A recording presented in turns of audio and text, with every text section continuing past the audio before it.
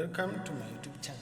So I'm keep continuing with the series on how I'm building my blog as a part to turn the knowledge to an online business. So what I'm going to do today is I'm going to install the plugins. The plugins are some things that help us to maintain our blog, to make it work. So what you need to do is come here. You will come here with the plugins. By default, usually WordPress installs these tools. This one, Accent and Helidori. So Helidori, this one is useless. You can remove this one. So this one is for cache. I think this is a good website plugin. I can remove this. Breeze also it is good. This is for speed and those kind of stuff. This is to remove spams. So you can remove this one. So I'm going to add like 3 plugins extra or 4. The first one I'm going to do is to add the Google. You see, we added in the last video. We added we created a Google Analytics account.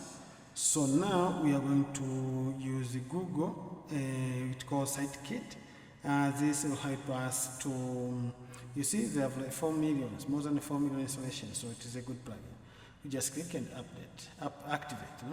So what you're going to do, setup is easy. Just click start setup. I'm going to connect to Google Analytics. That's why we created the Google Analytics. Okay, so this one, I'm going to use the email I used to create analytics.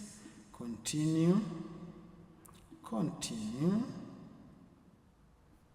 It is going to verify the ownership. That should be fast. That should be fast.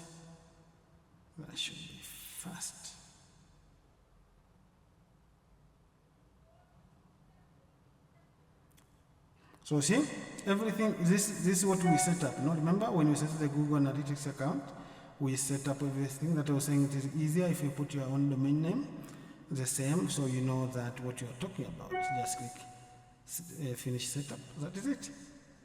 Got it. As it was saying on the Google Analytics account, it might take 2 to 3 days to start seeing the information. So after 3 days, I will update again to see what we are seeing here. So that is it. So now we are going to install another plugin. I'm going to tell you it's called, because we are going to do some basic SEO, so it's called Ranking Math. So we are going to do Ranking Math. I think I need to click add a new plugin. Then I'm going to do Ranking Math. This one. So we are going to install Ranking Math. Or you can use Yoast. Yoast is a good plugin. I use Ranking Math. So when you click activate, it will take you to connect with the account of Ranking Math. They will ask you to create an account. I already have an account with them. So just going to click activate. If not, they will ask you to create a free account. That is okay. And then from now, there, I can activate. I use a free version, but you can use a pro. I think it is $55 per year. If you have a pro, you can customize. I also advanced. I don't like to use advanced. Just easy mode. I just click start wizard.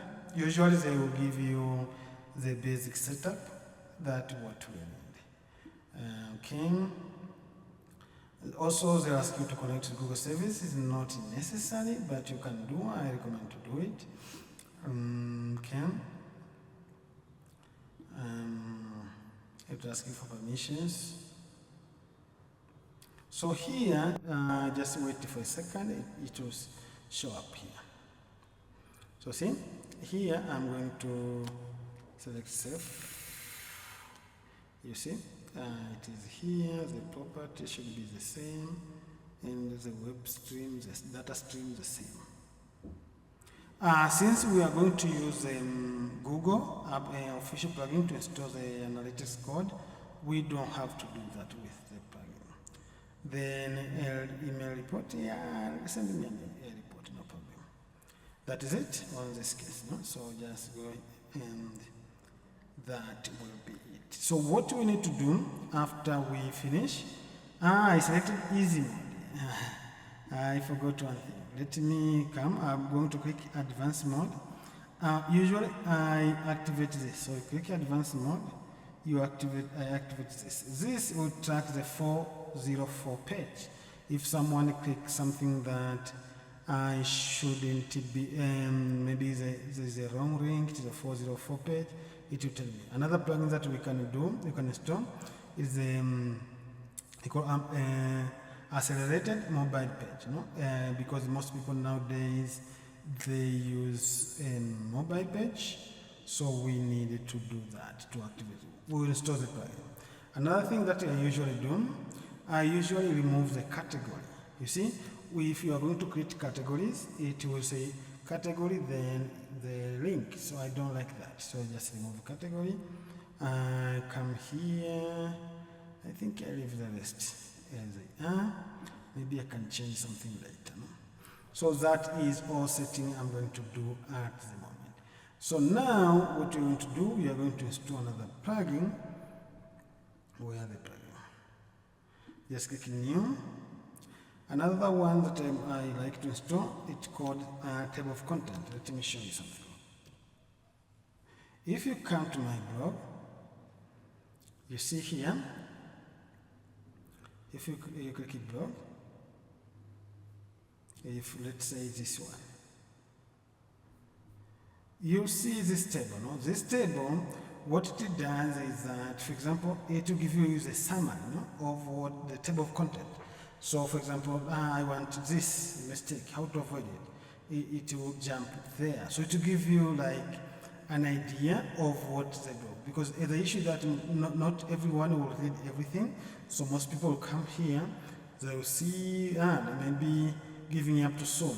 Why it is a mistake? So they come here and they will read. You know?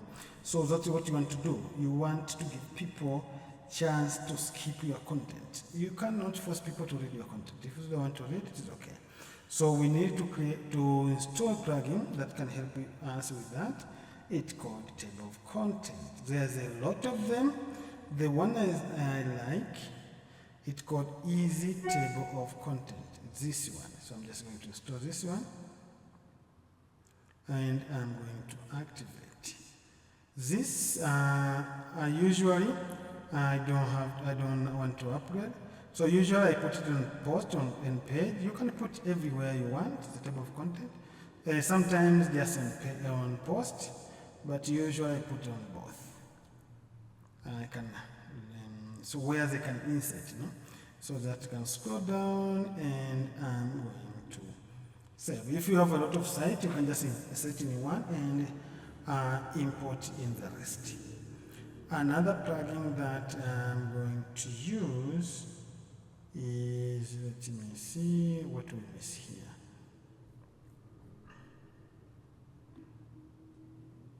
I think for now that is okay. Maybe I'm going to add another one. I don't recommend, don't do this, but for example, this one, it is not necessary. You can activate it, you can delete it, it's not necessary. The idea is to have plugins that you can use. So usually I have the SEO, table of content, the security, I have that one, the cache, I have that one, you get with the hosting. So that is all the plugins you need. But maybe in the future you might want to build an email list, you want to do some things, you can add one or two. My recommendation is do not have more than 10 plugins. So now I think I have six. Somehow I'll activate this later. I don't know. Let me think first. So those 5 for me are the basics that you need. Apart from that, you can add 3 or 4 more depending on what you want to do. So that's what you can do. No? So thank you for watching this video and have a great day.